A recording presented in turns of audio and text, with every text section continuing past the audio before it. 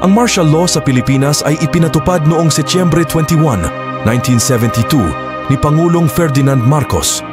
Inanunsyo niya ang deklarasyon sa buong bansa sa pamamagitan ng Presidential Decree No. 281 na nagbigay sa kanya ng malawakang kapangyarihan at kontrol sa sambayanang Pilipino.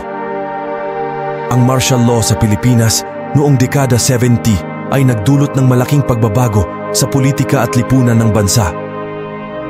Binigyan ito ng kapangyarihan si Pangulong Ferdinand Marcos na kontrolin ang lahat ng aspeto ng gobyerno at lipunan sa pamamagitan ng pagpapatupad ng batas militar.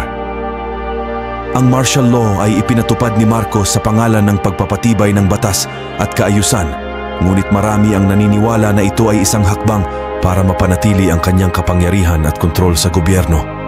Ang deklarasyon ng martial law ay naging sanhi ng malawakang paglabag sa karapatang pantao, pag-aresto ng mga kritiko ng pamahalaan at pagpapatahimik sa mga oposisyon.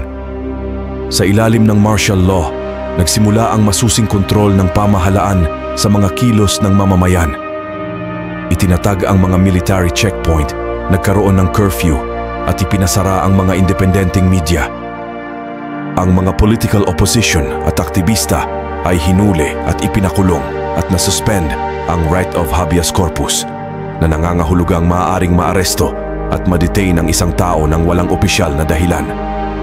Dahil dito, marami ang nagsilbing biktima ng pang-aabuso at paglabag sa karapatang pantao. Marami rin ang nagsilbing biktima ng pang-aabuso ng mga militar. Sa pangunguna ng mga Marcos, nagsimula ang malawakang proyektong pang-imprastruktura na naglalayong mapalakas ang ekonomiya ng bansa. Subalit, maraming kritiko ang nagsasabing ito ay naging paraan lamang upang mapalakas ang kapangyarihan ng pamilyang Marcos at ang kanilang mga kaalyado. Isa sa mga kilalang pangyayari noong panahong ito ay ang pagpapatahimik sa malayang pamamahayag.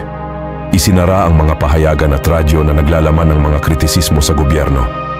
Dahil dito, naging mahirap para sa mamamahayag na iparating ang kanilang opinyon at balita sa publiko. Sa kabila ng mga proklamasyon na ito ay nagresulta ng mas maayos na kaayusan sa bansa, maraming Pilipino ang nagdanas ng kahirapan, pang-aabuso at kawalan ng kalayaan. Ang martial law ay naging kontrobersyal at nag-iwan ng malalim na epekto sa mga isipan at karanasan ng maraming Pilipino hanggang sa kasalukuyan. Ito ang nagsilbing simula ng pagpapakita ng damdamin ng mamamayan na nagnanais ng demokrasya at katarungan. Ang martial law ay nagtagal ng 9 na taon hanggang sa ito ay inalis noong Enero 17, 1981. Bagamat inangkin ni Marcos na ang pagpapatupad ng martial law ay nagdulot ng kaayusan at kaunlaran sa bansa, marami ang naniniwala na ito ay nagresulta sa pang-aabuso at paglabag sa mga karapatan ng mamamayan. Matapos ang matagumpay na EDSA Revolution at pag-alis ng martial law, nagkaroon ng transisyon patungo sa demokrasya sa Pilipinas, subalit nanatili pa rin na magulo at ang pang-aabuso ng karapatang pangtao hanggang sa kasalukuyan. Tunay nga bang nakamtan natin ang kalayaan sa pag-alis ng martial law?